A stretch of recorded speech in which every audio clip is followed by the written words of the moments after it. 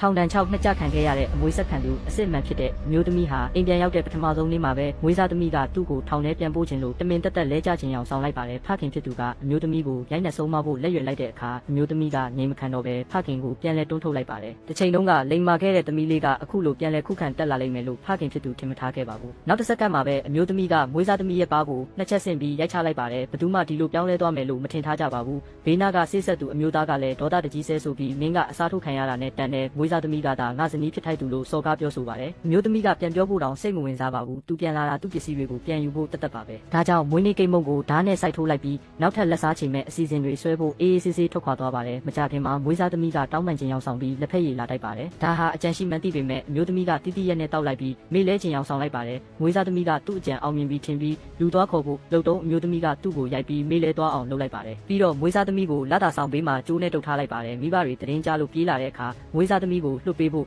တင်းတင်းမာမာအမိန့်ပေးပါတယ်ဒါပေမဲ့အမျိုးသမီးကမွေးစားသမီးကိုဘေးဘက်တွန်းလိုက်ရအောက်ကရေကူးကန်နဲ့ပြုတ်ကျသွားပါတယ်မိဘတွေဒေါသထွက်ပြီးတုံရင်နေပေမဲ့ဆဲဆူယုံကလွယ်ပြီးဘာမှမတတ်နိုင်ပဲအောက်ထပ်ကိုဆင်းပြီးသွားခဲ့လိုက်ရပါတယ်ဒါပေမဲ့မွေးစားသမီးကလက်မလျှော့သေးပါဘူးအိမ်ဖော်တွေကိုလက်ထိုးပြီးအမျိုးသမီးကိုအခန်းမောင်နဲ့ပိတ်လောင်ဖို့ခိုင်းပါတယ်အရင်တုန်းကအခန်းချင်းကြောက်တတ်တဲ့ယောဂရှိဘူးလို့ဒုက္ခရောက်လိမ့်မယ်လို့တွက်ဆထားတာပါဒါပေမဲ့ထောင်တွင်းဘဝကအမျိုးသမီးကိုတွေးအေးအောင်ပြောင်းလဲပေးလိုက်ပြီဆိုတာသူမသိရှာပါဘူးကရင်ဘော်ကမွေတုကိုမြင်တော့မွေးစားသမီးရဲ့ကလေးကလားလောက်ရက်ကိုလောင်ပြောင်လိုက်ပါတယ်ပြီးတာနဲ့သူ့ဖုန်းကိုတုံးပြီးအိမ်တော်ထိန်းစနစ်ကိုဟက်ကအဖွားဖြစ်သူစီကမိသားစုအဓိကတော့ချက်ဖြစ်တဲ့ကြောက်စိမ့်တစိမ့်ပြားကိုယူဆောင်လိုက်ပါတယ်မွေးစားသမီးရဲ့မွေးနေ့ပွဲကျင်းပနေတဲ့အချိန်အမျိုးသမီးကခမ်းမတစ်ခုလုံးကမီးတွေကိုဖျက်တောက်လိုက်ပြီးမွေအတုကိုမွေးစားသမီးစီပြစ်ပေးကစီးပွားရေးပါတနာတွေကိုပါအကြောင်းကြားပြီးခေါ်လိုက်ပါတယ်မီးပြန်လာတဲ့အခါပွဲတစ်ခုလုံးတရုတ်ဒုက္ခဖြစ်နေပါပြီလူလူရဲ့အမြင်ကိုပြောင်းလဲဖို့မွေးစားသမီးကတူးထောက်ပြီးငိုယိုကာတီအမျိုးသမီးဟာမိဘတွေကိုမလေးစားဘူးလို့ဆွဆွဲပါတယ်ဧည့်သည်တွေကလည်းအမျိုးသမီးကိုမောက်မာတယ်တထေးသမီးအစ်စ်နဲ့မတူဘူးဆိုပြီးဝိုင်းပြောကြပါတယ်ဒါပေမဲ့အမျိုးသမီးကကြောက်စိမ့်တစိမ့်ပြားကိုမြှောက်ပြလိုက်ပြီးသူသာလျင်အမွေဆက်ခံသူအစ်စ်ဖြစ်ကြောင်းကြေညာလိုက်ပါတယ်သူ့ရဲ့လက်ညှိုးကိုဓာတ်နဲ့လှီးပြီးတွေးဆက်ချလိုက်ရာတွေးကကြောက်စိမ့်နဲ့စိတ်ဝင်ပေါင်းဆက်သွားပါတယ်တခြားလူတွေရဲ့တွေးကတော့အပေါ်မှာပဲဝဲနေပါတယ်ဒါကိုမြင်တော့လူအုပ်ကြီးရဲ့သဘောထားကမွေးစားသမီးဘက်ကနေချက်ချင်းပြောင်းလဲသွားပါတယ်မိခင်ဖြစ်သူကမျက်နှာပြက်ပြီးတစိမ့်ပြားပြန်ပေးဖို့ပြောပေမဲ့အမျိုးသမီးကရှေ့တိုးလာပြီးပြက်ပြက်တသားပြန်လဲတုတ်ပြန်လိုက်ပါတော့တယ်